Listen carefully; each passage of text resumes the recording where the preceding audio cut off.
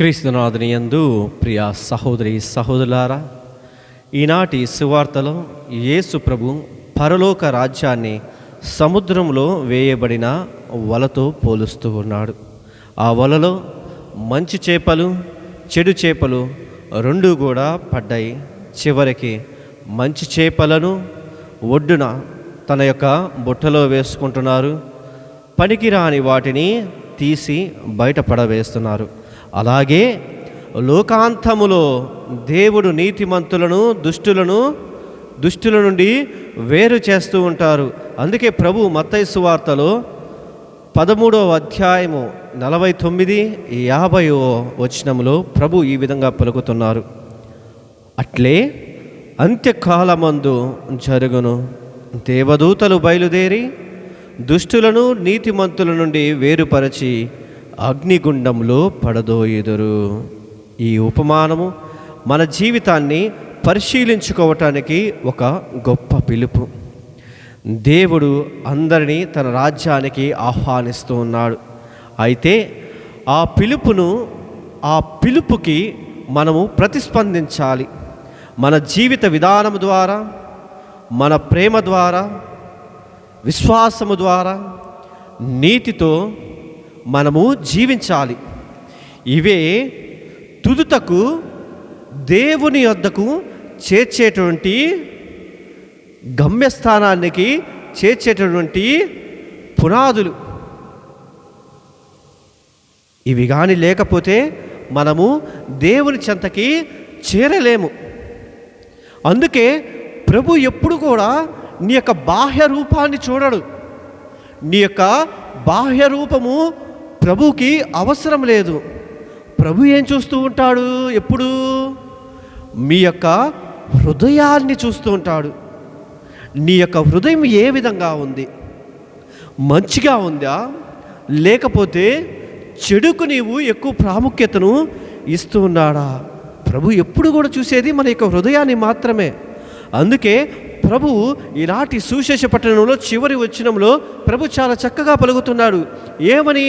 మత్తయి సువార్త 13వ అధ్యాయం 52వ వచనం కానీ చూసినట్లయితే, పరలోక రాజ్యమునకు శిక్షను పొందిన ప్రతి ధర్మశాస్త్ర బోధకుడు తన కోశాగారం నుండి నూతన పురాతన వస్తువులను వెలికి తెచ్చి ఇంటి యజమానుని పోలి ఉంటాడు. ఈ వాక్యము దేవుని యొక్క వాక్యాన్ని తెలుసుకున్న ప్రతి ఒక్క విశ్వాసికి ఒక బాధ్యతను గుర్తు చేస్తూ ఉంది. మనము దైవ జ్ఞానాన్ని మన కోసమే దాచుకుంటూ ఉంటాము. దైవ జ్ఞానాన్ని మనం పొందుకుంటూ ఉంటాము. మన కోసమే దాచుకుంటున్నామా, లేక ప్రేమతోటి ఇతరులకు కూడా మనము పంచాలి? పాత నిబంధన క్రీస్తు ద్వారా వచ్చిన కొత్త జీవితము కలిపి మన జీవితంలో ప్రతిఫలించాలి. ఒకసారి ఆత్మ పరిశీలన చేసుకుందాము. నా జీవితము దేవునికి ఇష్టమైన మంచి చేప వలె ఉందా లేదా? నా మాటలు, ఆలోచనలు, కార్యాలు క్రీస్తుకు ప్రతిబింబం ఇస్తున్నాయా లేదా? దేవుని యొక్క వాక్యాన్ని ఆలకించి నేను ఇతరులతో దేవుని యొక్క వాక్యాన్ని పంచుకుంటున్నానా లేదా అని ఆత్మ పరిశీలన మనము చేసుకోవాలి. దేవుని తీర్పు ఒకరోజు తప్పకుండా వస్తుంది. కాబట్టి ప్రతిరోజు కూడా మనము పవిత్రతలో, ప్రార్థనలో, ప్రేమలో, నిజాయితీలో మనము జీవించాలి. దేవుని రాజ్యానికి సిద్ధముగా ఉండే వ్యక్తి ప్రార్థనలో స్థిరంగా ఉండి క్షమించే హృదయముతో, సేవా భావంతో జీవించాలి. అందుకే పునీత పౌలు గారు రోమీలకు రాసిన లేఖ 14వ అధ్యాయము 12వ వచనం కానీ చూసినట్లయితే, మనలో ప్రతి ఒక్కరూ దేవునికి తమ తమ లెక్కలను అప్పజెప్పాలి.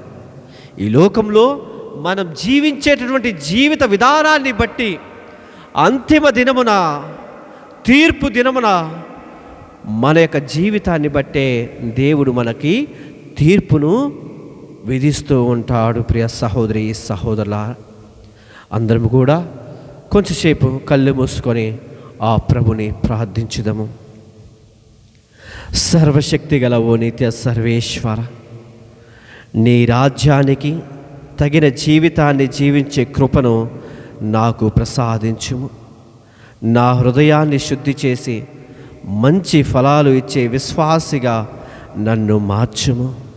నీ వాక్యాన్ని వినడమే కాక దానిని ఆచరించే శిష్యునిగా నన్ను తీర్చిదిద్దుము. లోకాంతమున నీ కుడి ప్రక్కన నిలిచే భాగ్యమును నాకు ప్రసాదించమని మనాథుడైన క్రీస్తు ద్వారా ఈ మనవి చేయుచున్నా.